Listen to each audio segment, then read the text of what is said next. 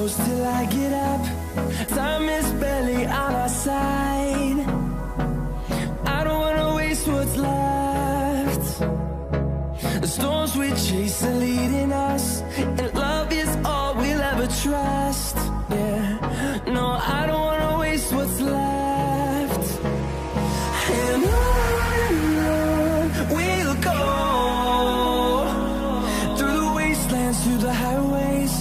till my shadow turns to sun rays. And on we'll go, through the wastelands, through the highways, and on we'll go.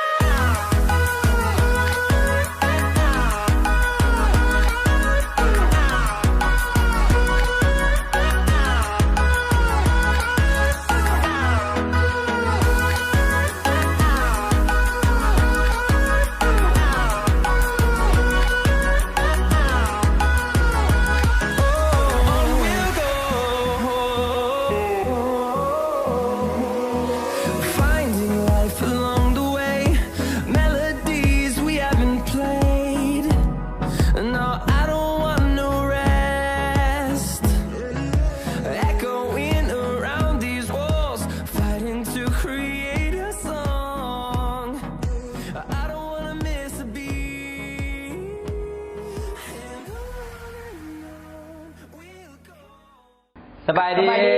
มาเจอกับพวกเราสองคนเจนเคอะไรสิในเพจเหรียญไทย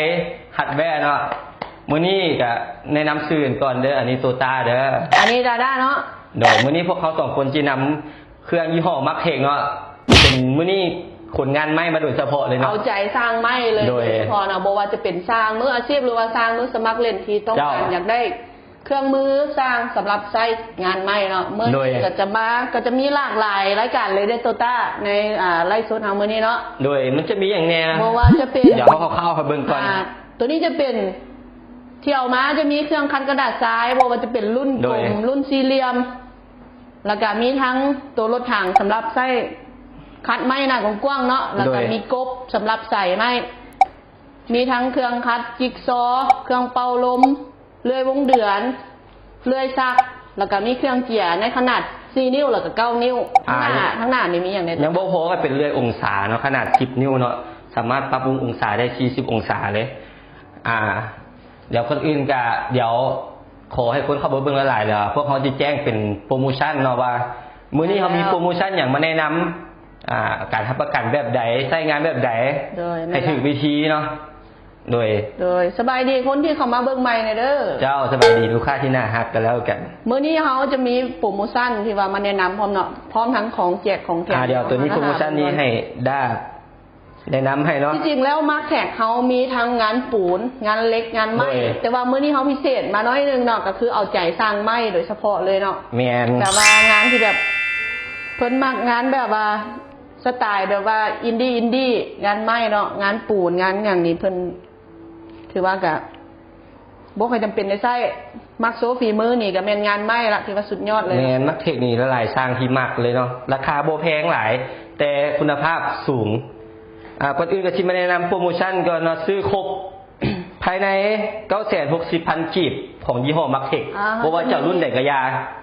เขาจะแถมเสื้อไปเลยเนาะเสื้อโปโลงามไปเลย1ตัวนี้เป็นสีดำเนาะตัวนี้จะมาในสีดำเขาจะแถมเป็นของมากิต้าให้เนาะเพราะว่ามันจะเป็นแบรนด์เดียวกันอยู่แล้วบริษัทเดียวกันโดยบริษัทเดียวกันตัวนี้ซื้อ960,000แถมเสื้อโปโลงามไปตัวนึงเนาะมาในรายการที่2ซื้อครบ1,600,000 กีบเขาจะแถมเป็นกบน้อยๆเป็น USB ให้แบบนี้เนาะมาในกล่องที่แบบว่าน่าฮักแบบนี้บรรจุ8 กิกเนาะถือว่าใช้งานได้หลายหรือว่าบันทึกได้ดนออกแบบมาแบบเป็นพวงกระแจแล้วก็จะมีเป็น USB แบบนี้เนาะเอาไว้เก็บข้อมูลสำคัญโดยชื่อมักเทครุ่นเด็กกระยาครบ1,600,000รับไปเลยเนาะอันนี้เฮาแจกให้ฟรีไปเลยโดยยังบ่พอเนาะซื้อครบ3,300,000จะมีมุ้งรุ่นดีๆให้เลยงามๆสีดำเป็นยี่ห้อมากิต้าเป็นไม่ให้เลยเนาะบ่ว่าสิซื้อตัวใดก็ยาเนาะครบ3,300,000มีมุ้งให้แล้วยังบ่พออีก ถ้าสามารถเลือกเป็นกระเป๋าแบบนี้ก็ได้ เขาสามารถเลือกได้บ่ว่าจะเอาเป็นกระเป๋าหรือว่าจะเอาเป็นโมงงาม แมน ๆเนาะ กระเป๋าเป็นของยี่ห้อกีตาร์รุ่นดีๆให้เลยเนาะงามๆแบบนี้ให้เลย สบายดีลูกค้าที่ว่าเขามาเบิ่งใหม่เนาะโดยเจ้าเดี๋ยวมื้อนี้เราจะมาติดตามกันเลยเนาะสำหรับลูกค้าท่านไหนที่ว่าเป็นแฟนพันธุ์แท้สำหรับงานใหม่เนาะเจ้าอยากเบิ่งตัวใดผลงานไหนหรือว่าเข้ามาเบิ่งบ่ทันเดี๋ยวเขาจะมีสาวงามตอบทั้งหลังไมค์ให้เนาะว่าอยากเบิ่งตัวนี้คืนหรือว่าราคาเท่าไหร่หรือถามเข้ากันมาได้เลยตัวนี้แว่นตานี่เขาแจกตัวไหนเนี่ยแอดมินแว่นตาเนี่ยเอาแบบว่าซื้อเป็นไลท์โซดบอกหรือว่าแถมไปให้เลยบอกตัวนี้เดี๋ยวเขาพิเศษให้เพื่อนงานเลยองศาตัวนี้นะโอเคเนาะได้ทั้งหรือว่าใครชื่อในไลฟ์โซดเขาแถมให้ไปเลยกับโบเป็นยังได้ทุกอย่างตัวนี้เนาะเป็นแว่นตาของมาจิต้างามบางสเก็ตเนาะตัวนี้โบถึงขั้นว่าซื้อรุ่นเด็กกระยาในไลฟ์โซดเขาแถมไปเลยหนึ่งอันโบถึงว่าจำนวนก็ได้เขาแถมไปให้เลยเจ้าเบิ่งกันหลายๆเด้อมื้อนี้เด้อเดี๋ยวเขาจะมาอธิบายสบายดีคนเข้ามาเบิ่งใหม่กันแล้วกันเนาะโดยเดี๋ยวมาเริ่มตัวเลยบอกตัวต้าเนาะได้เดี๋ยวจะเริ่มเป็นกระดาษทรายเนาะกระดาษทรายขนาดที่เริ่มเข้ามาเบิ่งอยู่ประมาณ20ปลายคนแล้วนี่เลยสบายดีคนเข้ามาเบิ่งใหม่กันแล้วกันได้อยากเบิ่งมาเริ่มตัวทับอิฐกันเลยเนาะตัวทับอิฐนี่เนาะจะเป็นเครื่องคัดกระดาษทรายตัวนี้แม่นเขาออกมาอีหลีนะมันจะมี UC รุ่นแต่ว่าเดี๋ยวเขาจะมาอธิบายของแต่ละตัวว่าเราถนัดงานแบบใดแล้วก็เก่งแบบใดเนาะเดี๋ยวเขามาเริ่มเป็นตัวทำอิฐนี่เลยตัวนี้จะมาในรุ่น MT 924เดี๋ยวเขามาแกะกล่องข้างในกันเบิ่งเลยเนาะว่ามันมีอย่างแน่อยู่ในเนาะ MT 924ตัวนี้แมนจะใช้ใบคัดกระดาษทรายอยู่แมน5 นิ้วเป็นใบกลมเนาะตัวนี้จะมาในรูปทรงแบบนี้รูปทรงกลมเดี๋ยวเรามาเบิ่งในกล่องก็จะมีถุงเก็บฝุ่นแล้วก็มีใบกระดาษทรายจะเป็นลักษณะแบบนี้เนาะตัวนี้มันจะเป็นใบที่แบบว่ารุ่นสำหรับติดแปะเนาะจะใช้งานสะดวกสบายก็คือเวลาใช้งานเขาไม่ต้องมาหนีบใบให้มันแน่นก็คือติดแปะแบบนี้แล้วก็คัดไปเลยตัวนี้แมนจะออกแบบมาในงานที่แบบว่าปกติแล้วแมนเขาคัดทั่วไปแต่ตัวนี้แมนจะคัดสั้นแล้วก็คล้ายๆว่าหมุนอ้อมตัวเองเพราะ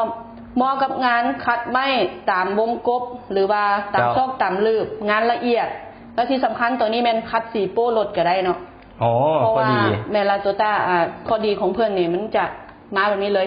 ตัวนี้มาในรุ่น MT 924กำลังวัตต์จะอยู่ที่ 2,400 วัตต์เดี๋ยวเรามาลองเสียบไฟฟังเสียงมันเนาะถามกันมาได้แล้วอยากเบิ่งรุ่นใดนี่แมนสวิตช์ก็จะอยู่ข้างหน้าเนาะออกแบบมามันก็หัดพอดีมือเขาจับเลยเดี๋ยวปักเสียบลงโอเคแบบนี้เลยสังเกตบ้างง่ายๆโบต้องย่านว่าเวลาใช้งานแล้วใบมันจะปิวออกเพราะว่าตัวนี้จะเป็นรุ่นตีนตุ๊กแกอย่างดีเลยออกแบบมาคล้ายว่าเป็นตีนกี้เกี้ยมหรือตีนกับแก้ประมาณนี้นะคันว่าแปะลาวเนาะนี่ก็คือลอกออกได้สบายแล้วก็เวลาติดกับติดเข้าแบบนี้เลยเวลาใช้งานบนแล้วก็มีแต่ลอกแกะทิ่มไปเลยแล้วก็หาซื้อได้ไหมอยู่บริษัทเฮาก็มีขายเนาะตัวนี้เนาะเดี๋ยวตัวนี้ถามคือนี่ใช่ป่ะโดยเพราะว่าหลายคนสังเกตว่าเป็นอย่างมันมีหูแบบนี้โอ้มีหูแบบนี้แล้วก็ใบกระดาษทรายเป็นอย่างคือต้องเป็นหูโอเคหูตัวนี้แมนสำหรับเวลาลูกค้าท่านใดที่แบบว่าใช้งานเป็นแล้วมันมีขี้ฝุ่นมันไงโดยเขาสามารถหูตัวนี้มันจะดูดขี้ฝุ่นเข้ามาใส่ในถุงเก็บฝุ่นนี่แบบนี้เลยซุปเข้าไปเนาะแล้วก็กดใช้งานโอเคหลังจากเขาใช้งานแล้วขี้ฝุ่นมันเต็มแล้วเขาก็สามารถถอดตัวนี้เจ้าออกมาอนามัยได้เนาะอนามัยได้มันละบิดเนาะแล้วก็ดึงออกนี่แล้วก็คอออกแบบนี้โอเคนำเอามาใส่ได้อีกเนาะตัวนี้ก็คือใส่ได้เรื่อยๆเลยจนกว่าธงมันสิขาดหรือว่ามีปัญหาตัวนี้ใช้แบ่งขนาดซื้อมาซื้อได้เนาะโดยและที่สำคัญ รุ่นนี้MT 924ตัวนี้เป็นราคาเท่าไหร่นี่โตต้าตัวนี้ราคาในราคาพิเศษอยู่ 780,000 กีบนะตัวนี้เขาก็มีรับประกันใน6 เดือนเลยซื้อในไลฟ์สดเดี๋ยวเขามีแว่นตาแถมกันเนาะตัวนี้มาพร้อมแว่นตาเลยเนาะเลยแว่นตางามๆแว่นตาเป็นของยี่ห้อมากิต้านะแว่นตากันสเก็ตกันแสง UV ได้เนาะว้าวตัวนี้เราก็ฝากกันไว้นำเนเดอร์MT 924เนาะโดย MT 924ในราคาพิเศษ 780,000 กีบเนาะแล้วก็ยังมีในซื้อในไลฟ์สดพวกเขาแถมแว่นตาไปให้พร้อมแว่นตาไว้สำหรับกันขี้ฝุ่นโดยสำหรับกันเศษไม้เนาะที่ว่าจะฟุ้งถ้ายังบ่พอซื้อครบจำนวนตามจำนวนที่เขาระบุไว้ 960,000เขาแถมเสื้อโปโลงานไปอีก1 ผืนเลยอันนี้คือฟรีต่อไปเดี๋ยวค่อยจิแกะรุ่นนี้ให้เบิ่งเนาะรุ่นนี้จะแตกต่างกันกับรุ่นมิกกี้หน่อยนึงเนาะมาในรุ่น MT 925มาเบิ่งกันเลยว่าทางไหนมันจะใช้งานแบบไหนหรือว่าจังไงเนาะใช้งานแบบไหนหรือว่าจังไงนี่เป็นประจำเลยแล้วเขาเบิ่งรูปทรงของมันเนาะว่าจะแตกต่างกันแกะกล่องออกมาเนาะเนี่ยครับตัวนี้จะเป็นทรงสี่เหลี่ยมเนาะเป็นทรงกระดาษสี่เหลี่ยมแกะออกมาก็จะมีใบแถมแล้วก็คู่มือกับนำไส้ใบประกันให้เนาะเลยก่อนอื่นก็มาเบิ่งกันเลยมาเบิ่งโมเดลเนาะ MT 925ใช้กำลังวัตต์180 วัตต์รอบอัตราสั้น 1,400 เนาะโดยตัวนี้ก็จะใช้งานแบบง่ายๆขึ้นกันเพียงแต่เอากระดาษทรายเนี่ยเดี๋ยวจะลองใช้กระดาษทรายนี่โบว่าจะต้องซื้อเป็นของมันเองนะไปซื้อแบบเป็นสี่เหลี่ยมแล้วเขามาสามารถตัดตามขนาดที่เครื่องระบุไว้แล้วเขาก็มีแต่เอากดตัวนี้ออกมาโอเคกด2 เบื้องเนาะอันนี้มันจะมีหนีบแบบนี้เขามาหนีบใส่หัวตัวนี้มันจะแตกต่างจากรุ่นเมื่อกี้เนี่ยเนาะก็คือตัวนี้มันเขาจะหนีบเอากับวิธีการใช้งานเวลาเขาซื้อกระดาษทรายแผ่นใหญ่มาก็มีแต่เอาเขามาตัดตามแบบว่าแบบกระดาษทรายที่ว่าเพิ่นแถมมาให้เนาะแล้วก็เอามาใส่แบบรุ่นหนีบเอาตัวนี้สไตล์เพิ่นจะเป็นสไตล์แบบรุ่นเก่าอันนี้ใบมันหนีบเบื้องในอย่างไรนี่เบื้องนี้ลายเปลี่ยนไปแล้วโอเคเดี๋ยวใช้ให้เบิ่งเลยเนาะโบฟ้ามันนี่อยู่ร่วมกันได้พอ1 ชั่วโมงเลย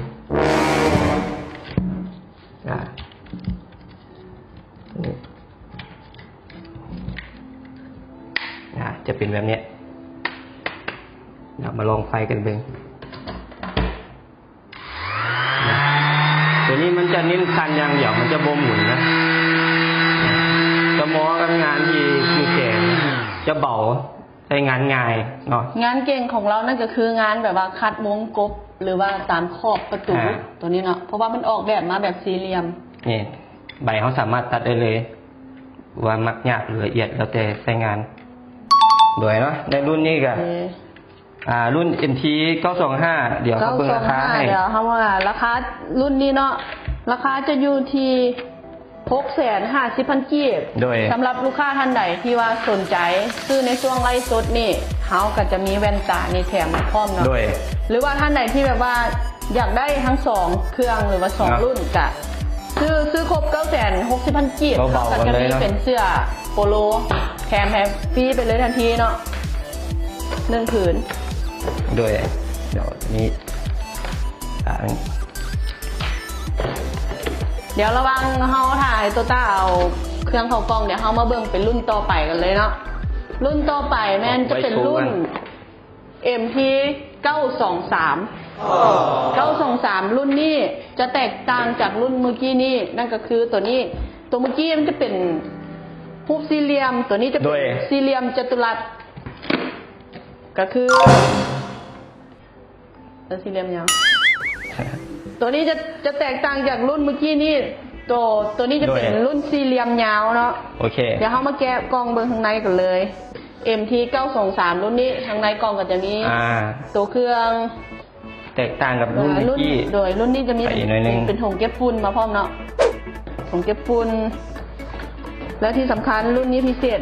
มาเพิ่นจะมีตัวที่ว่าสำหรับแผ่นสำหรับเจาะกระดาษทรายมันเป็นหูเพื่อระบายขี้ฝุ่นเนาะว้าพอดีในนี่ก็จะมีเป็นแผ่นกระดาษทรายนี่กระดาษทรายที่แบบว่าจะเอาแบบมาเจาะมาให้เขาโดยเฉพาะนะครับแล้วก็มีคู่มือพร้อมกับ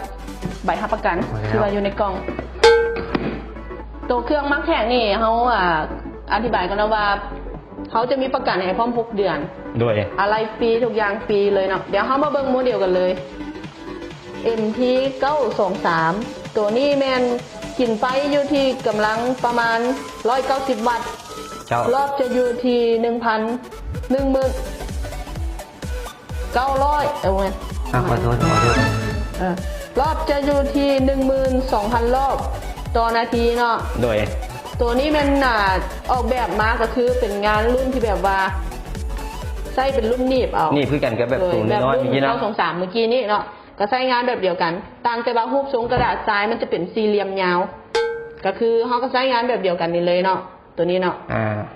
ที่สำคัญมีใช้งานหลายๆคัดหลายๆเขาต้องได้ใช้หน้าใหญ่ๆคือแบบตัวนี้เหมาะกับงานก็คือสิ้นงานเขามันเป็นไม้กว้างขึ้นหน้าใหญ่ขึ้นก็ใช้ตัวนี้ได้เลยที่สำคัญสวิกตัวนี้เพิ่นจะออกแบบมาก็คือมีอย่างสำหรับกันฝุ่นมาเนาะเวลาเขาคัดไปแล้วมันจะมีขี้ฝุ่นมารบกวนอยู่ในตัวสวิกหรือตัวมอเตอร์กับตัวนี้มันจะมีอย่างกันมาพร้อมนี่เนาะโอเคเดี๋ยวเขามาเบิ่งราคากันเลยว่าราคารุ่นนี้มันจะอยู่ประมาณเท่าไหร่ตัวนี้ในมาในรุ่น MT 923เนาะ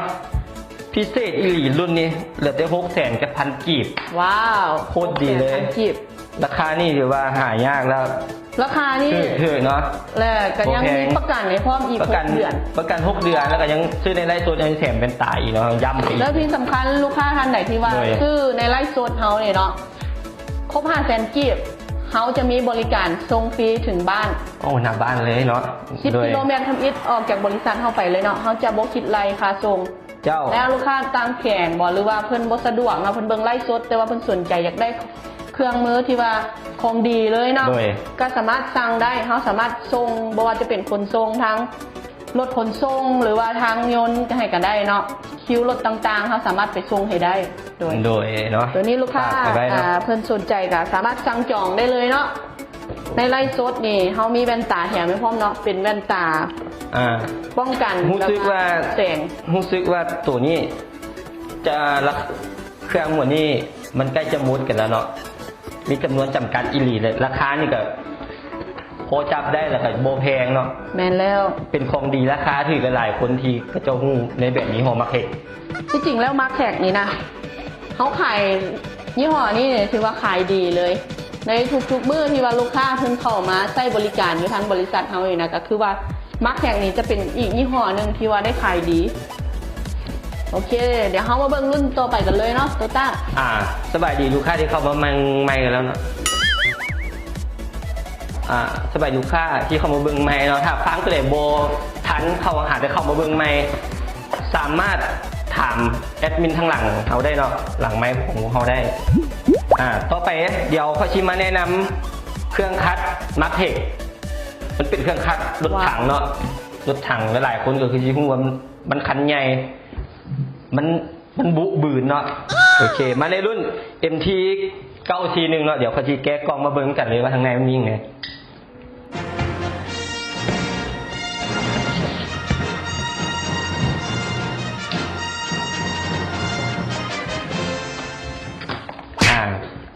แกะกล่องออกมากับตัวนี้ก็จะมีตัวตั้งเนาะตัวตั้งเครื่อง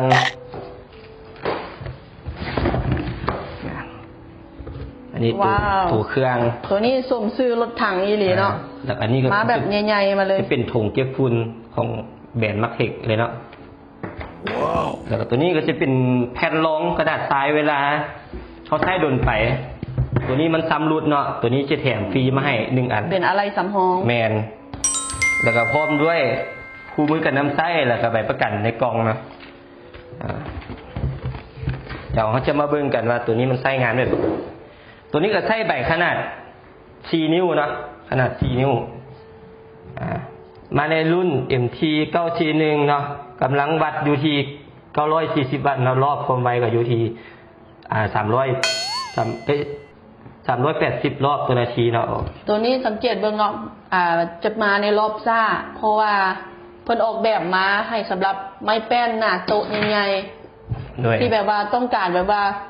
การคัดที่แบบมีความละเอียดสูงคัดเสียนคัดโครงออกใช้งานละลาย ตัวนี้จะเหมาะทั้งงานแบบว่าห้านเฟอร์นิเจอร์ที่ว่าเพิ่นได้ใช้งานตลอดหรือว่าสิเป็นงานแบบตกแต่งภายในบ่ว่าจะเป็นพวกโรงแรมบ่เป็นพวกรีสอร์ทที่ว่าเพิ่นเฮ็ดขึ้นนะเพิ่นต้องการเครื่องมือที่ว่าไปใช้งานในการเขาเจ้าเอิ้นว่าตกแต่งภายในเป็นงานไม้แต่ตัวนี้ก็จะเหมาะเลยเนาะอันนี้ก็จะมีถุงเก็บฝุ่นมาเนาะเวลาใช้เดี๋ยวก็ลองพูดกันเสียงเลยก็คือว่าจวดเลยเนาะเสียงนี้เนาะโดยจะมีปุ่มสวิตช์ข้างเนาะอันนี้คือไว้เก็บฝุ่นในกรณีเขาอยากใส่คัดในหน้างานทั่วไปหรือว่าเขาอยากใส่คัดเกียร์นั่นเล็กๆน้อยๆมันจะมีกาดตัวนี้มาให้เนาะเขาสามารถหันเส้นนี้ออกเอาตัวนี้หันเส้นนี้แล้วเขาสามารถตั้งได้เขาสามารถนี่คล้ายๆแบบนี้จะต้องหันตัวนี้ออกก่อนตัวนี้ออกก่อนเนาะจะเป็นแบบนี้แล้วสามารถกดคัดมันได้อันนี้คือตัวปรับ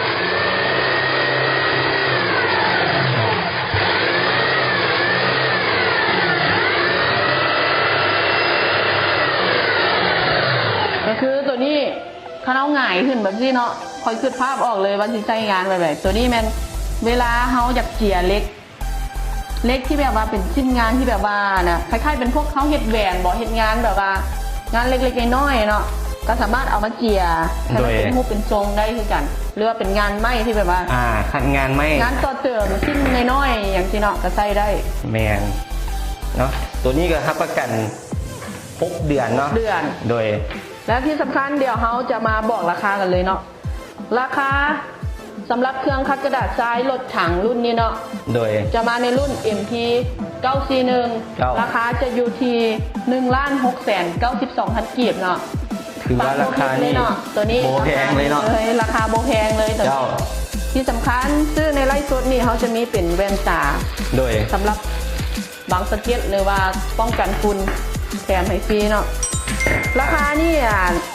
จะได้เป็น USB นำเลยสำหรับลูกค้าที่ว่ามันซื้อไปนะโตต้าแมนเนาะตัวนี้ซื้อครบ1,600,000 กีบเนาะเขาจะแถมเนาะ USB แถม USB ไปเลย1 อัน USB ใน8 กิกเนาะ8 กิกเพราะว่าราคาตัวนี้ราคาเราจะอยู่ที่ 1,692,000 โดยก็ถือว่าฮับไปเลย USB 1 อันไปเลยเนาะแล้วก็ยังมีแว่นตาไปพร้อมแถมไปอีกเนาะในช่วงไลฟ์สดเนาะเดี๋ยวเขามาเบิ่งเป็นตัวต่อไปกันเลยเนาะมาในเครื่องคัดแล้วก็คัดไปอีกเนาะตอนนี้โดยเดี๋ยวมาในเครื่องคัดแล้วก็เดี๋ยวเอาเป็นกิ๊กซอ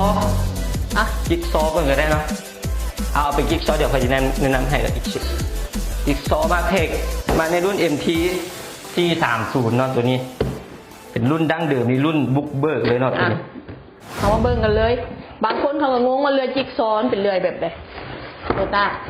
จิ๊กซอมันสามารถเป็นคล้ายงานจิ๊กซอตัวโตคนได้บางคนที่แบบว่าอันนี้แมนจิ๊กซอสำหรับงานไม้แต่ก็สามารถเฮ็ดเป็นงานอเนกประสงค์ได้บ่ว่าสิเป็นตัดเล็กตัดทอ PVC หรือว่าไปปาดโค้งตกแต่งต่อเติมอย่างทุกอย่างได้เนาะแล้วแต่เขาเปลี่ยนใบเนาะตัวนี้มาในรุ่น MT 430เนาะกำลังวัดอยู่ที่450 วัตต์เนาะรอบความไวก็ 3,100 รอบต่อนาทีถือว่าตัวนี้แม่นเลื่อยท่านจะว่ากับอเนกประสงค์โดยซื้อตัวเดียวกับบ่จำเป็นต้องใส่เป็นงานไม้อย่างเดียวเนาะเพราะว่าจะเป็นงานเล็กงานพลาสติกเจ้าเป็นพวกงานไม้ก็ได้มาเบิ่งตัวเดียวกันเลยมาเบิ่งใกล้ๆเนาะตัวนี้ก็จะมีปุ่มล็อกเนาะสามารถปรับล็อกความไวได้มีล็อกความไวปรับได้โอเคตัวนี้ใช้งานง่ายเนาะเวลาเขาเปลี่ยนใบมันจะมีกระแจ6 เหลี่ยมอยู่นี่เนาะกระแจ6 เหลี่ยมอยู่นี่กดออกมาเขาแค่มาหั่นตัวนี้สิหั่นตัวนี้แล้วเขาสามารถมีแต่ซุปใบใส่แมนโอ โอเค เดี๋ยวเขามาเบิ่งเป็นรุ่นต่อไปของเขาเลยเนาะมาในเรื่อยแล้วก็ โดย เขาไปเรื่อยอีกเลยบอกโตต้าเป็นวงเดือนไปเลยบอกหรือว่าเขาจะเอาเป็น เดี๋ยวขอเป็นกบเกินก็ได้เนาะ กบก่อนบอก ลูก เดี๋ยวเขามาเบิ่ง มีลูกค้าเขาเจ้าว่าขอเบิ่งกบแน่ โอเค เดี๋ยวเขามาเบิ่งกันเลย ตัวนี้กบของมาร์คแท็กแบรนด์ญี่ปุ่น โดย มาในรุ่น MC 111 KX1 เดี๋ยวเขาจะมาเบิ่งทางไหนกันเลยเนาะว่ากล่องนี้มีอย่างแน่อยู่ไหนที่สำคัญกล่องนี้เป็นกล่องพลาสติกเนาะก็คือแน่นหนาเดี๋ยวเขามาเบิ่งกันเลย รุ่นนี้ถือว่าซื้อหลักคุ้มรู้สึกว่าเหลือตัวเดียวเท่านั้นเด้อตัวนี้ ผู้ใดทันเอาได้สุดละเอาได้เด้อ เดี๋ยวเขามาเบิ่งทางในกล่องเลยเนาะในกล่องนี่ก็จะมีตัวเครื่อง โดย พร้อมทั้งใบกบมาแถมมาพร้อมอีก1ชุด เจ้า แล้วที่สำคัญมันติดมาในตัวเครื่องอยู่แล้วเนาะอีก1 ชุดหนึ่ ชุ ง ด เนาะ โดย โอเค นี่ติดมานำละพร้อมใช้งานแถมฟรีไปอีก1ชุดแล้วก็มิซ่าตัวนี้มิซ่า โอ้มีของแถมลายเลย มีของแถมลายเลยตัวนี้ พร้อมทั้งหินฝนรับใบเนาะก็คือหินฝนกบนั่นเอง แล้วก็มีกระเจก6เหลี่ยมไว้สำหรับหั่นเปลี่ยนใบแล้วก็มีตัวตั้งใบแล้วก็ตัวรับมีดตัวนี้เนาะ ตัวนี้ขาดไม่ได้เลยเนาะ มา สำหรับ ครบเลย เดี๋ยวเขามาเบิ่งกันเลยว่ากบตัวนี้จะเป็นกบ3 นิ้วเนาะหน้ากว้างเขาเจ้าเอื้อนว่ากบ3 นิ้วนั่นก็คืออยู่ประมาณ75 มิลหน้ากว้างของมัน หลายๆคนเขาก็ยื่นว่ากบพันเอสนั่นแหละ โดย เนาะ คันเปรียบเทียบใจของยี่ห้อมากิต้าเนาะเป็นของไอ้ายแล้วนี่กับซีเมนกบพันเอส แม่นละ ตัว นี้จะมาในกำลังวัดจะอยู่ที่750 บาทเนาะมาเบิ่งโมเดลใกล้ๆกันเลย750 บาทตัวนี้แมนความรอบของมอเตอร์จะอยู่ที่ 18,000 รอบต่อนาที โดย เดี๋ยวเรามาลองกดฟังเสียงเมืองนอกว่าเสียงเพิ่นสิสมกับซื้อเพิ่นบอกว่าซื้อกบเนาะหรือว่าเสียงที่ออกเป็นแบบเสียงเครียดบ่ เดี๋ยวมาลองฟังเบิ่งเลย โอเคไป โอ้ถือว่าแต่นิ่มมือเลยเนาะเสียงนี้แบบถ้าเป็นกบตอนช่วงฝนตกนี่ก็แบบรับเลยล่ะเฮา โอเค เสียงเพิ่นม่วนหลายที่สำคัญตัวนี้เดี๋ยวเขามาเบิ่งราคากันเนาะโตต้า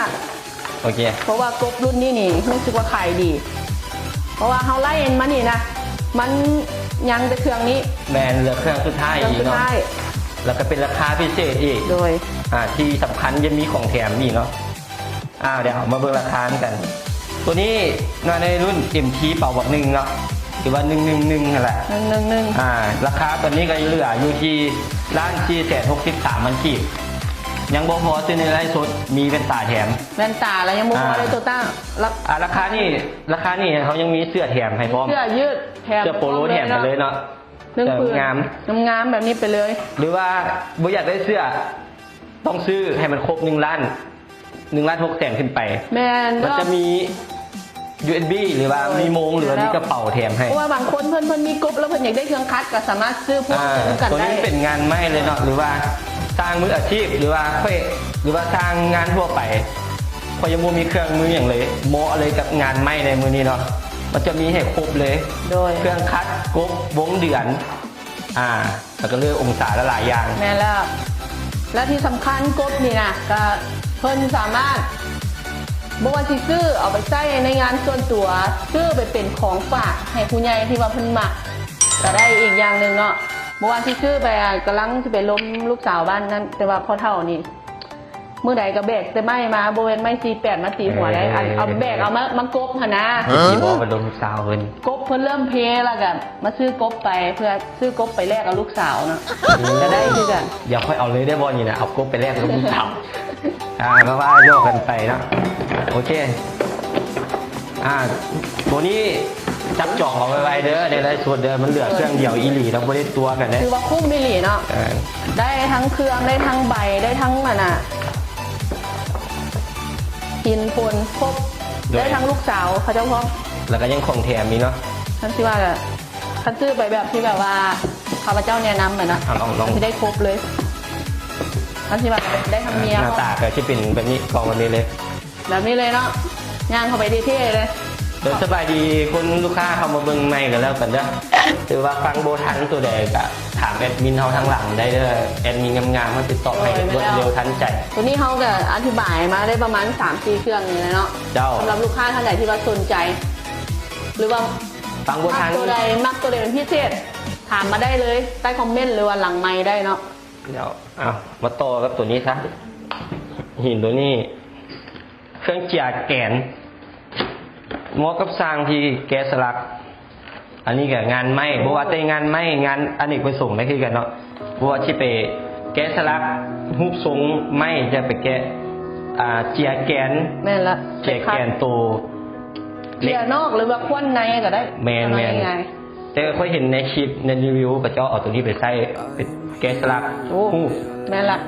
ไว้หรือเนาะ แกะสลักพวกลายมังกรบ่ออีหยังที่นะ โดย ได้สบายเลยเป็น หน้าตาจะเป็นแบบนี้เลยเนาะ บ่ว่าจะเป็น ยา ก็ ว เงาไม้ที่ว่าเพิ่นบ่ใช้งานแล้วเขาเห็นทิ่มปะไว้จังซี่นะเขาเจ้าเอาเงาไม้นะมา แล้วเอาตัวนี้นะไปแกะสลักออกมาแบบขายได้มูลค่าหลายเลย โดยมาใน MT 912เนาะโมเดลก็อยู่ที่กำลังบัตรอยู่480 บาทเนาะร้อยรอบความไวก็อยู่ที่ 3,300 รอบต่อนาทีเดี๋ยวตัวนี้สิลองกดให้เบิ่งว่าเสียงจะนิ่มแบบไหน ถูก เนาะเสียงจะออกแนวแน่นๆ มันนิ่ม แน่นทุกปืนบ่มีเสียงทุกปืนอย่างคอยรบกวนเลยตัวนี้ มันคือว่าก็เสียงคือเสียงใหม่ไทยนี่ ในกล้องก็จะมีกระแจมาให้2 อันเนาะจับในกับนอกพร้อมแบบว่ากันและคู่มือกันน้ำไส้เดี๋ยว ตัวนี้แมนราคา จะอยู่ที่ เนี่ยกล้อง MT 912ราคาจะอยู่ที่ 634,000 กีบเนาะ โดย รุ่นนี้ลูกค้าท่านใดที่มักในการแกะสลักงานฝีมือต้องการอยากโชว์ฝีมือกะเอารุ่นนี้ไปเลย โดย เพราะว่าจะเป็นทั้งแกะสลักแล้วก็ควนฮูได้สบายเลยเนาะรอบกับพอเหมาะแล้วก็ขนาดตัวเครื่องกับพอดีมือ ย้ำราคาไปอีกเนาะ634,000 กีบเนาะยังบ่พอแถมไปอีกคือเป็นตา แว่น งาม ตา เนาะ เนาะไปเลย ถ้าลูกค้าท่านใดสนใจอยากให้แนะนำตัวใดคืนแจ้งมากันก็ได้เนาะ โดยมาใต้คอมเมนต์เลยเด้อ โดยบางเทื่อเข้ามาบ่ทัน หรือว่า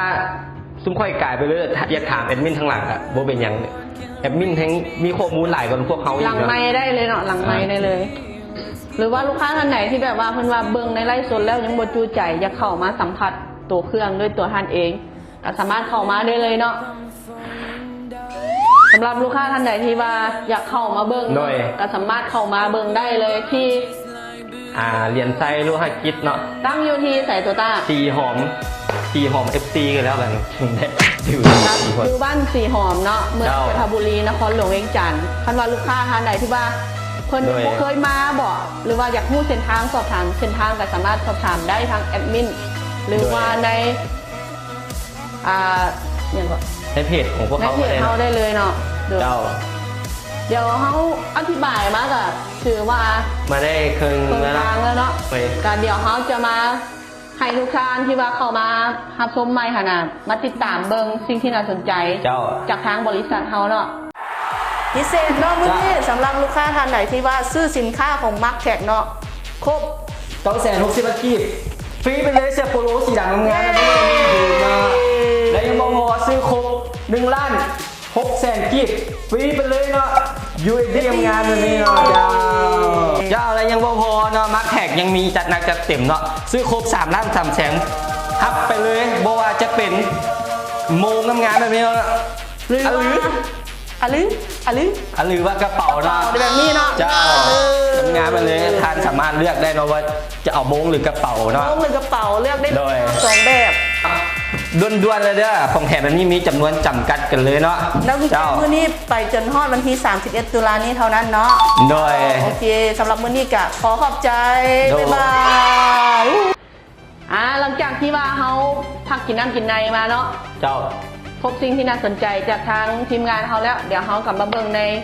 ช่วงที่2ของเขา โดยเขาก็มาโตกันเลยเนาะในวงเดือนเนาะวันนี้เขาชิมาย่ำแซมกันเลยว่าเขาจะมีมา2รุ่นเนาะคือรุ่น MT 560กับ MT 582มันจิต่างกันแบบเดี๋ยวเขาเอามา โอเค เอามากันเลยเดี๋ยวตัวนี้เขาจะแก้กล้องรุ่น MT 582ให้เบิ่งเนาะ เดี๋ยวเขาเอามาตั้งแล้วก็เฮี้ยงกันเลยเนาะโตต้า โอเคเนี่ยตัวนี้ก็จะมีซากมีใบมาขึ้นกันแล้ว2รุ่นนี้จะมีใบมาขึ้นกันเลยมีซากมาให้พร้อมเดี๋ยวเปรียบเทียบ2รุ่นนี้เลยว่าบางคนก็ว่าวงเวียนขึ้นกันแหละเป็นอย่างคือแบบว่ามี2รุ่น3รุ่นไปเนาะรุ่นนี้เกิดมาอยู่ที่รุ่น MT 560เนาะในที่กำลังวัตต์ก็อยู่1,000 กับ50 วัตต์เนาะรอบคมไว้ก็จะอยู่ที่ 1,900 รอบต่อนาทีเนาะตัวนี้ใช้ขนาดใบ6 นิ้วเนาะตัวนี้เนาะคือขนาดใบ6 นิ้วเนาะโดยขนาดใบ6 นิ้วแล้วจะแตกต่างกับตัวนี้จะใช้ขนาดใบ7 นิ้วกำลังวัตต์ก็อยู่ที่1,000 กับ50 วัตต์คือกันเนาะรอบคมไว้ก็คือกันต่างแต่ตัวนี้มันจะนิ่นนักคือแบบว่าตัดเลือกก่อนคือขนาดใบก็จะใหญ่ก่อนเนาะกำลังวัดคือกัน2ตัวนี้คล้ายๆคือกันเลยต่างแต่สมมุติว่างานนักก่อนตัดหนาๆก่อนกับชี้แนะนำเป็นตัวนี้ถ้างานบ้านเล็กๆน้อยๆตัดแต่ไม่พื้นไม่อัดแล้วแต่ไม่ตกแต่งเล็กๆน้อยๆกับตัวนี้โดยเดี๋ยวเรามาลองไฟมันกันเบิ่งโอเค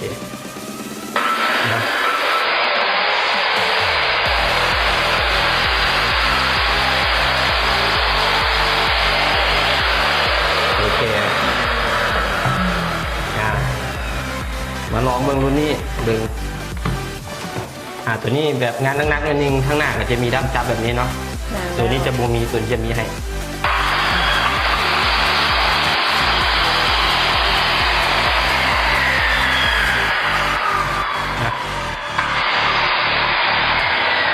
โอเ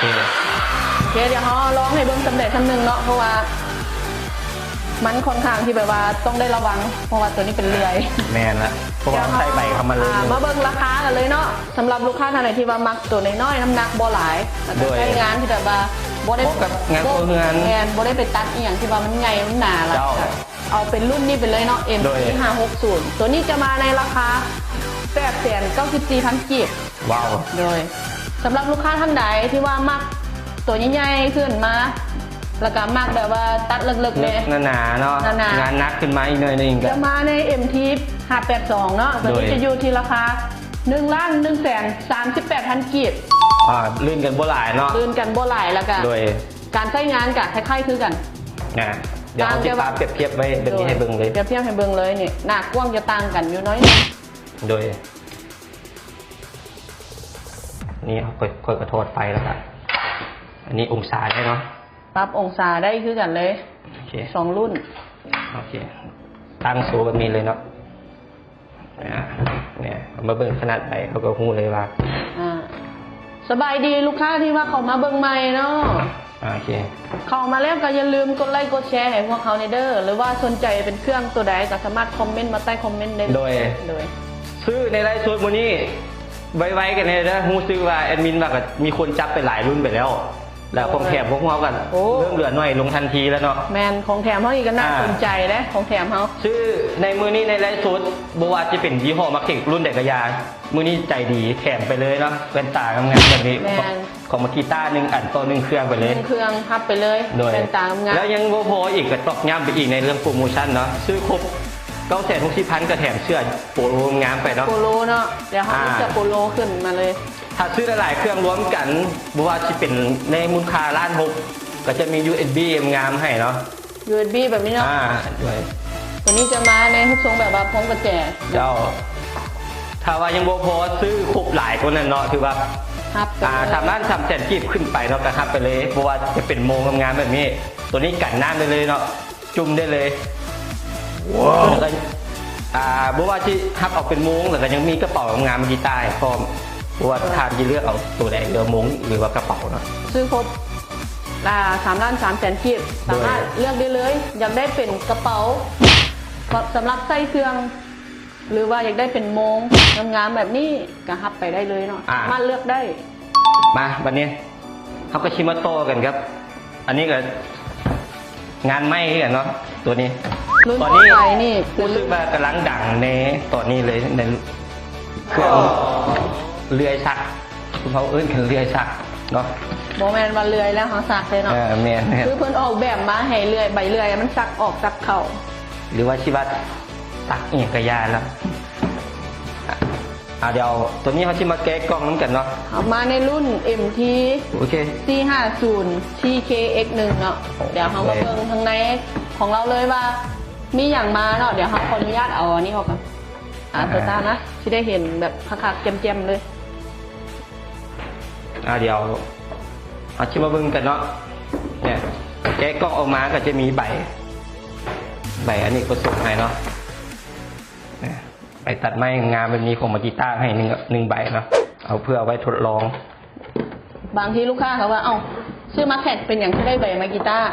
ตัวนี้เขาต้องขอชี้แจงก่อนเนาะว่า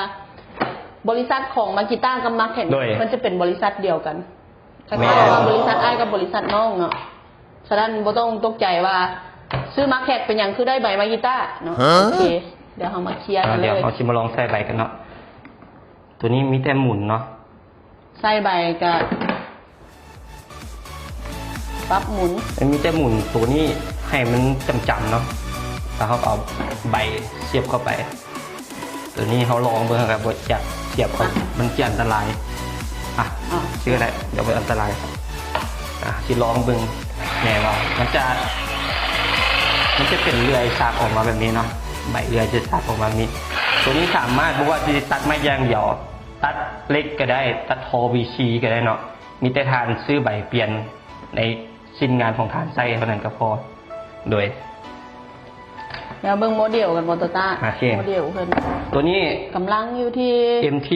450T เนาะกำลังวัดอยู่ที่1,010 วัตต์เนาะรอบความไวของเลื่อยสักหันกับ GVP ประมาณ 2,800 รอบต่อนาทีครับโอเค ผู้ใดที่แบบว่ามักงานที่แบบว่า เวลาปกติแล้วเขาใส่พวกเลื่อยหางปลาเลื่อยเนาะโอ้เมื่อยมือส่วนที่แล้วงานหนึ่งส่วนที่ตัดได้ทอนหนึ่ง ตัวนี้เป็นงาน ไป อ เล เน ย กประสงค์อีหลีเนาะ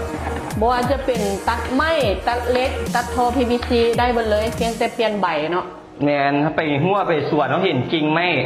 ปุ้มนคัดหูคัดตาประมาณนี้ครับเดี๋ยวตัวนี้ไปเลื่อย แล้ว ออก ที่ ได้ส สำคัญ บายเลย ช่วงนี้ก็คือว่าน้ำฝนเนี่ยนะ แม่ มาน สุ่มบ้านเขาเนี่ยก็โอ้จากต้นไม้จากลมพัดไม้หักทับงั้นก็ใส่ตัวนี้ตัดเลยสบายๆเลยนะจด ด้วย เลย มาในราคา ราคาเยี่ยมใส่ไม่อยู่อย่างที่เอามาในราคา มาในราคา ราคาเรือย โดย MT 450ตัวนี้จะมาในราคา1,365,000 กีบ เจ้า นี่เป็น จุดคุ้มเลยเนาะ คุ้มเลยและที่สำคัญคือในช่วงไลฟ์สด ในราคาได้กว่าตัวนี้ ตัวนี้ราคาจะอยู่ที่1,365,000 กีบ รู้ เท่านั้ สึ น กว่าคนเป็นคนขายรู้สึกว่ามันถืออีหลีเนาะราคาเนาะ แม่ เป็นจ่ายจับจองได้เนาะ ที่สำคัญแล้วซื้อเลื่อยไปแล้วไปตัดแล้วตัดไม้ตัดตอกแล้ว โดย ย่านไม้มันพุ่งเข้าตากอะ แถมไปเลยเนาะ มีแว่นตาแถมไปพร้อมเด้อ แว่นตากับเจ็ตเนาะ โดย งานของมากีต้าเนอะ น้ำตัวนี้ของมากีต้าตัวนี้แถมไปพร้อมและที่สำคัญมีเสื้อโปโลให้พร้อมฟรีให้พร้อมอีก1 ผืน เจ้า อ่า มาหลายๆรุ่นแล้วก็จิมาโตกันอยู่ที่ ตัดแล้ววันนี้มันขี้ฝุ่นมันหลายให้ตรงไหนตัวตั้ง ก็จะมีเครื่องเป่าเนาะ อนามัยเครื่องเป่าฝุ่นเนาะตัวนี้มันเป็นเครื่องเป่าฝุ่น MT 401 โอเค กำลังเทอร์โบตัวนี้เดี๋ยวเขามาแกะกล่องกันเบิ้งข้างในเลย ว่ามันจะมีอย่างแน่เนาะเดี๋ยวแกะกล่องมา เจ้า สำหรับท่านไหนที่แบบว่ากวดทุกมืออะไรขี้ฝุ่นน่ะมันเมื่อยตื่นมาคอยกับเฝ้าไปเวียกแน่ต้องการเครื่องที่แบบว่าให้มันไวก็ใส่ฟอยล์กวดกะเอาตัวนี้ไปเลยตัวนี้เนาะเดี๋ยวเขาแกะกล่องมาก็จะมีเป็นหัวตอ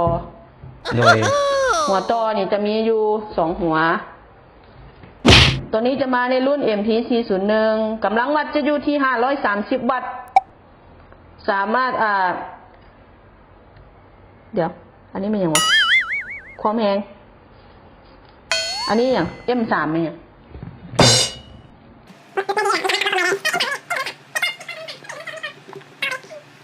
A few moments later. 130 วัตต์เนาะตัวนี้แม่นเดี๋ยวเขามาเบิ่งกันเลยว่าใช้งานแบบไหนอันที่เพิ่นแถมหัวน้อยๆมาเนาะกับหัวใหญ่นี่แม่นสำหรับลูกค้าที่แบบว่า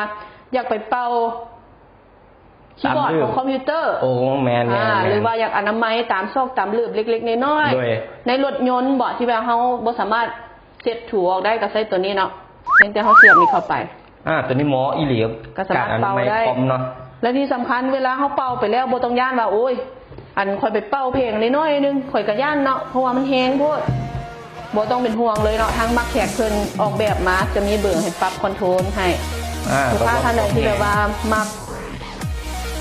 กำลังเท่าไหร่กับปรับได้จะเริ่มตั้งแต่เบอร์1หาเบอร์6เบอร์1ก็จะอยู่ที่ประมาณนี้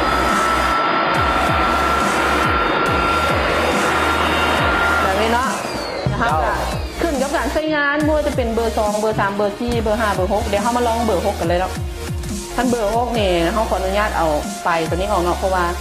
กำลังแห้งปานนี้ไฟตัวนี้นี่จะบ่จำเป็นในไส้วิธีการใส่กับประกอบเข้าไปแล้วหมุนอันนี้เนาะเดี๋ยวเขามาลองมึงเลยเอาตัวต้าเป็นเขาขออนุญาตเด้อนี่ก็ได้ครับ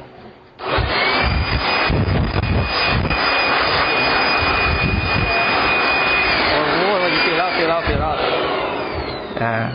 โอเคสำหรับลูกค้าที่แบบว่ามักเครื่องเป่าที่แบบว่ากำลังสูงมอเตอร์แห้งๆกับเป็นตัวนี้ไปเลยเนาะทุกมื้อนี้ก็ถือว่ารถติดเป่าไปเวียงเนี่ยตื่นมาสิมาอนามัยเฮือนกวดเฮือนใส่ตัวนี้ตัวเดียวเลยเป่าบ่ว่าสิเป็นเป่าขี้ฝุ่นใหญ่แมงมุมอยู่เทิงเบาะแผงแอร์กระเป๋าได้สำหรับไผที่ว่าล่างแอร์จากเป่าแผงแอร์เป่าแป้นคอมพิวเตอร์คีย์บอร์ดก็สามารถเป่าได้หรือว่าตามช่องตามลืมในรถยนต์ก็สามารถเป่าได้คือกันเนาะตัวนี้ราคาอยู่ที่เท่าไหร่ตัวต้าMT 401นะราคาอยู่ที่520,000 กีบเท่านั้นเนาะว้าวโดยราคานี่โบแพงอีกแล้ว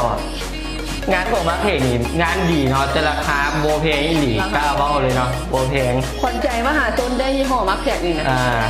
520,000 กีบนี่นะซื้อในไลฟ์ซูเท้าแถมเป็นตาไปอีกเนาะอันนี้ที่จริงมันโบมีแถมหรอกซุ่มเขาตั้งคิดดื้อเนาะอยากให้ลูกค้าได้เนาะก็เลยแถมไปเลยเนาะเขามาเบิ่งแล้วได้เครื่องแล้วเขาก็บ่ให้เสียน้ำใจบ่ให้เสียเวลาเขากับนี่ของติดไม้ติดมือให้ลูกค้าไปน้ำโดยมาทีบัดนี้งานไม้นี่รู้สึกว่าจะเหลือตัวใหญ่แล้วเนาะเดี๋ยวเป็นเครื่องเกียร์เดี๋ยวเขาที่เอาลวดบัดเดียวเลยเอาปิดท้ายเลยปิดท้ายเลยใช่เพราะว่าแล้วเขาว่าเบิ้งเป็นตัวข้างๆตัวต้าตัวนี้ก็เป็นเรียกองศาเนาะเป็นองศามาร์คเทคเนาะเขามาเบิ้งใกล้ๆเลยเนาะมาเบิ้งโมเดลกันเนาะตัวนี้มาในรุ่น MT 230เนาะใช้ขนาดใบขนาด10 นิ้วเนาะกำลังวัดอยู่ที่ 1,500 วัตต์เนาะรอบพวงใบอยู่ที่ 4,200 รอบต่อนาทีเนาะตัวนี้ก็แถมใบขนาด GT ตัดงานละเอียดได้เลยพร้อมอุปกรณ์เสริมข้างๆนี่เนาะบ่ว่าจะเป็นแกนต่อหรือว่ากระแจเนาะตัวนี้ไม่อยู่นี่ตัวนี้สามารถองศาได้45 องศาเนาะกดหมุนได้เลยอยากตัดตัวนี้โบสบตัดไม้เราอยากไปตัดอลูมิเนียมเขาก็ต้องได้ไปเปลี่ยนใบก็สามารถตัดได้เนาะได้คือกันเนาะอลูมิเนียมแล้วก็จะมีงานไม้ก็จะมีถุงเก็บฝุ่นมาให้ของมาร์คเทครุ่นดีมาให้เลยสามารถอนามัยเยอะอนามัยง่ายเนาะมันก็จะได้กันละเนี่ยใครไม่ได้โทรออกเลยจ้ะตัวนี้เป็นงานคือว่าบัวจะเป็นไม้บัวไม้แบบหรืออยากไปตัดโค้งโลก็ได้คือกันเป็นที่แบบว่าโค้งโลเขาเจ้าเห็ดแบบงานแก้วนะตัดเห็ดบานเลื่อนนี่อย่างที่จะเดี๋ยวชิลองกดให้เบิ่งเนาะเสียงจะนิ่มๆนะ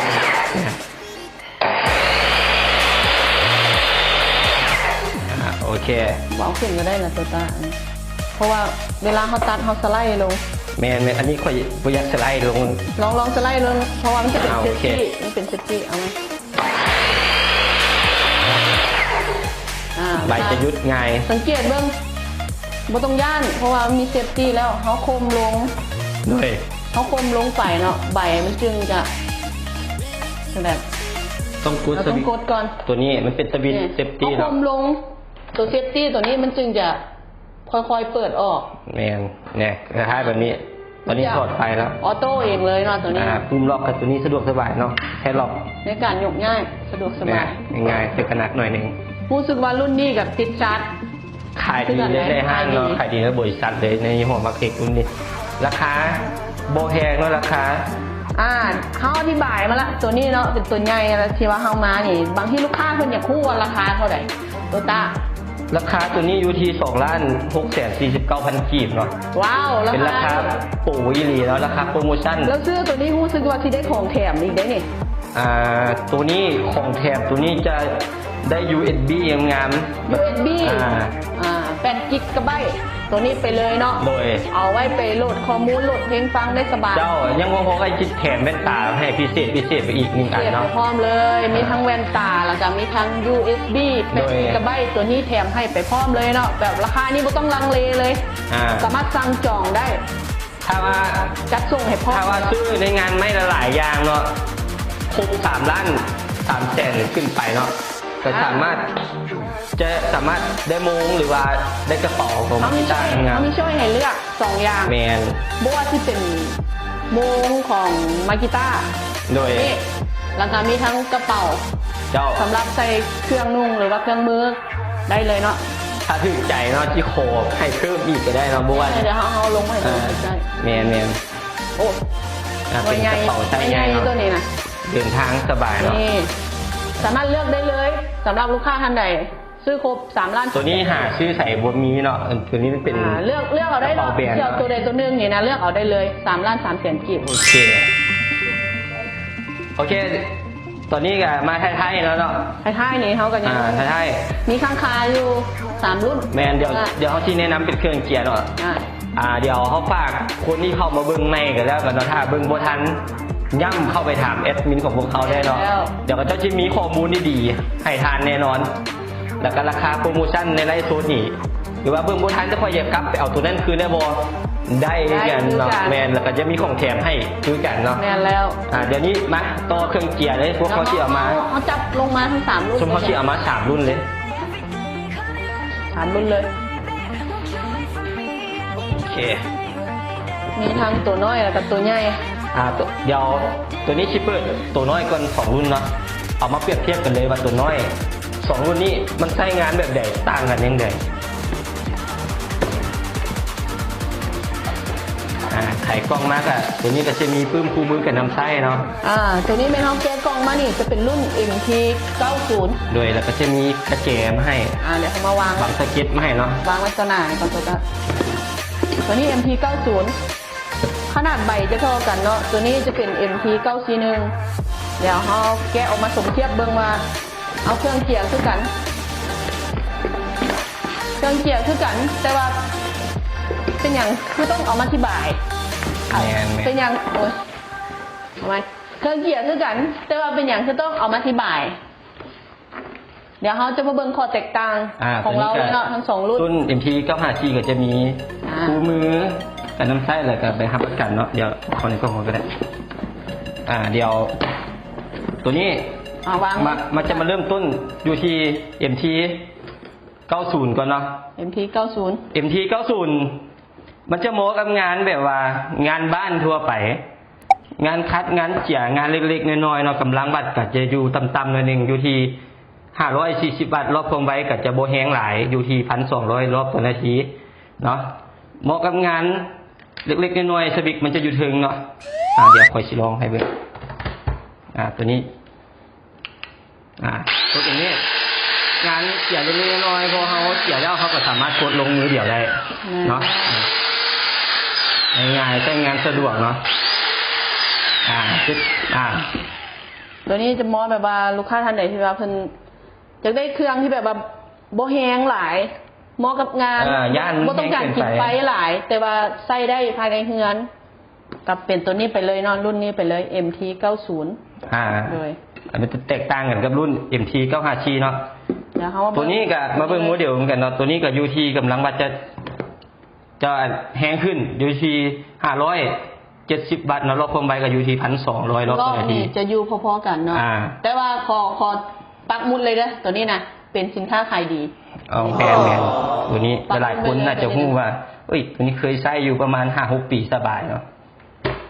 อันนี้ก็เวลาเฮามันจะแตกต่างคือแบบสวิตช์แบบนี้ก็เหมาะกับงานการใช้งานเจียดนๆเนาะสวิตช์จะอยู่เปิดก้นแบบนี้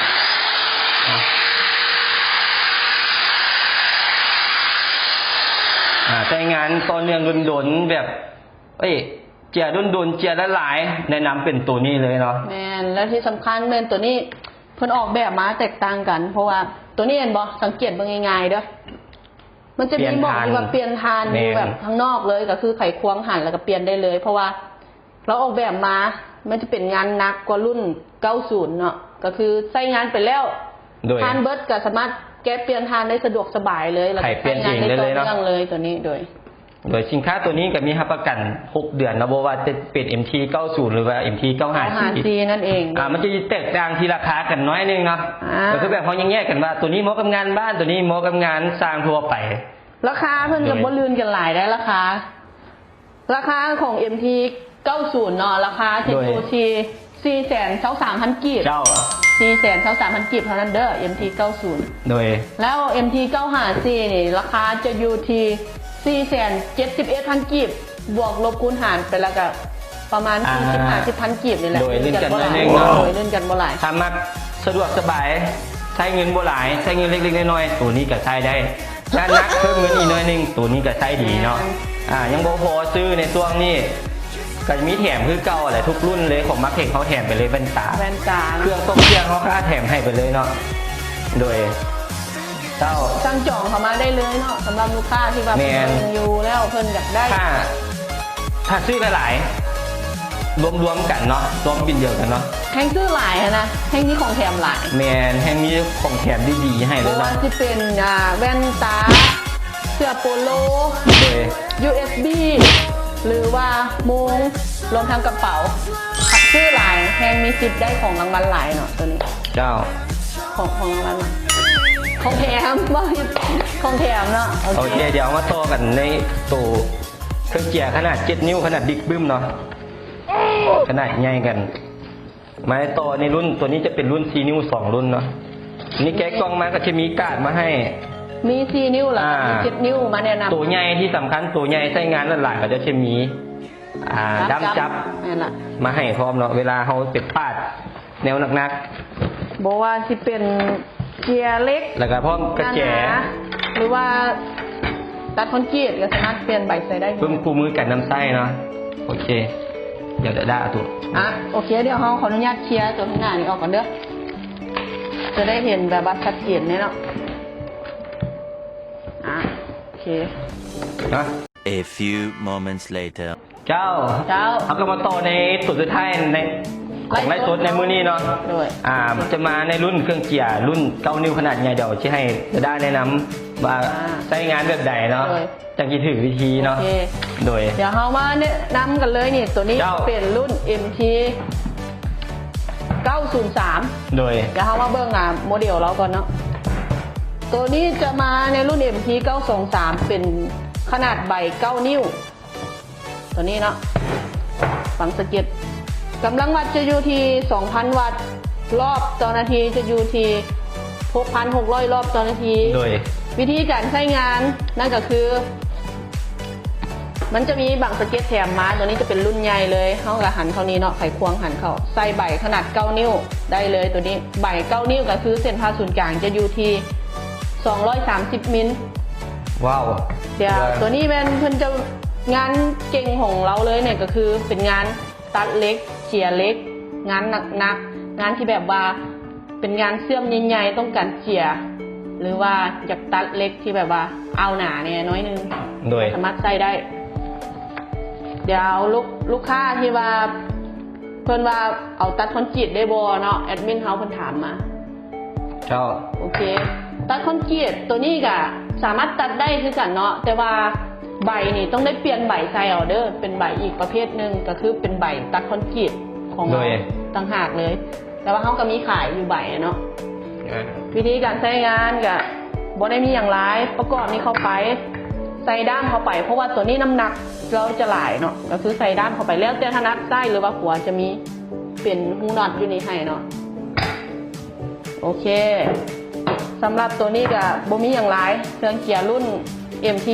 903นี่เนาะกับวิธีการใช้งานแล้วก็ใช้งานแบบใดเท่ากันได้อธิบายไปแล้วเนาะมาเบิ่งราคากันเนาะตัวนี้มาในรุ่น MT 923เนาะกำลัง 2,000 วัตต์ราคาจะอยู่ 1,316,000 กีบโอ้ราคานี่มันย่ำอีกเลย 1,316,000 กีบราคาขนาดเครื่องเกียร์9 นิ้วราคานี่ถือว่าคุ้มเมื่อนะยังบ่พอยังมีแว่นตาแถมเนาะแอนโดยตัดไปแล้วเสียไปแล้วย่านสเก็ตมันฟุ้งใส่เข้าตาค่ะโดยมีแว่นตาแถมไปฟรีทันทีอีกเลยหนึ่งและที่สำคัญมีเสื้อโปโลแถมไปพร้อมเลยอีก1 ผืนในราคานี่เนาะเสื้อนี่ยังว่าลูกค้าเนี่ยเพิ่นตั้งแต่ไล่มานี่เนาะเพิ่นถือว่าเพิ่นจองหลายคนละเครื่องนี่นะจะอยู่งามๆเนาะราคา900,000 ปลายนี่ก็จะได้เป็นตัวนี้ไปเลยเด้อตัวนี้เนาะเสื้อโปโลสีดำงามแบบนี้เลยโดยสำหรับมื้อนี้เนาะถ้าท่านไหนมาเบิ่งแรกๆก่อนซุ่มเฮาไล่ไปโบทันก็สามารถกลับไปถามแอดมินได้เนาะว่าตัวนี้เครื่องเกียร์นี่เท่าไหร่ราคาเท่าไหร่หรือว่าอยากได้เลือกองศาราคาเท่าไหร่ถามแอดมินเข้าไปได้เนาะแล้วก็จะมีของแถมให้แน่นอนแต่ละตู้มีของแถมให้แน่นอนโอ้ยนั่นแหละเดี๋ยวซุ่มเฮาจิมาทวนคืนว่ามันมีอย่างแน่ที่เฮามาไล่สุดมื้อนี้เนาะบ่ว่าจะเป็นเครื่องคัดกระดาษทรายโดยทั้ง4 รุ่นเนาะ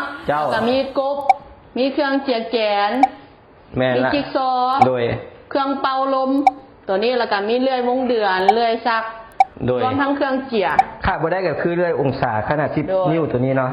เดี๋ยวเฮามาในช่วงท้ายรายการแล้วเนาะมื้อนี้ถือว่าเฮาจะมาให้ข้อมูลแล้วก็มาให้ราคาให้ลูกค้าที่ว่าสนใจเนาะได้มาติดตามเบิ่งในช่วงท้ายรายการเดี๋ยวขอฝากแล้วเนาะบ่ว่าจะเป็นไลฟ์สดในมื้อนี้หรือว่าจะเป็นคลิปต่างๆที่ว่าเฮาได้เอาลงในเพจของเหรียญไซหรือว่าจะเป็นของบอสก็ตามแต่ในทุกอย่างเลยเนาะมีวอกกี้อย่างเฮาก็ได้เฮ็ดที่ผ่านมาก็ถือว่าฝากติดตามกดไลค์กดแชร์เพื่อเป็นกำลังใจในการเฮ็ดเวียกของเฮาต่อไปเด้อติดตามต่อไปว่าพวกเขาที่เอาอย่างมาไล่สดในเทื่อหน้าเนาะยอมรับว่ามาเทื่อใดนี่ก็มีแต่ของแจกของดีๆมาให้ทานแน่นอนที่สำคัญก็ขอบใจสำหรับผู้ที่ว่าเข้ามารับชมในไลฟ์สดในทุกคลิปของเฮาเลยเนาะที่ว่าเพิ่นมากดไลค์กดแชร์ถึงว่าเพิ่นสิบ่ได้มาเบิ่งในไลฟ์แต่ว่าเพิ่นก็เบิ่งย้อนหลังก็ถือว่าเป็นกำลังใจในการเฮ็ดเวียกของพวกเฮาโดยโอเคในมื้อนี้เฮาก็ต้องได้ขออนุญาตเอาจะได้กับสตาร์ก็ได้ขอลาไปก่อนในคลิปนี้บ๊ายบายใจพิเศษเนาะมื้อนี้สำหรับลูกค้าท่านไหนที่ว่าซื้อสินค้าของมาร์คแท็กเนาะครบ960,000 กีบฟรีไปเลยเสื้อโปโลสีดำงามๆนะ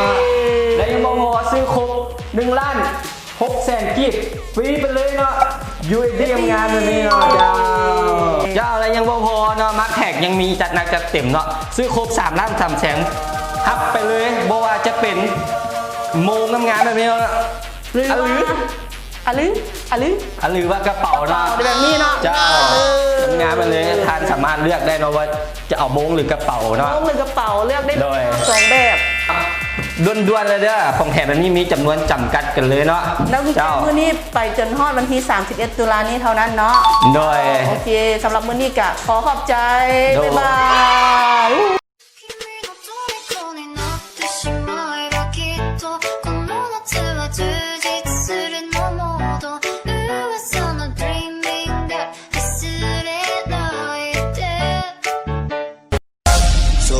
Sadar yo yang pura-pura pun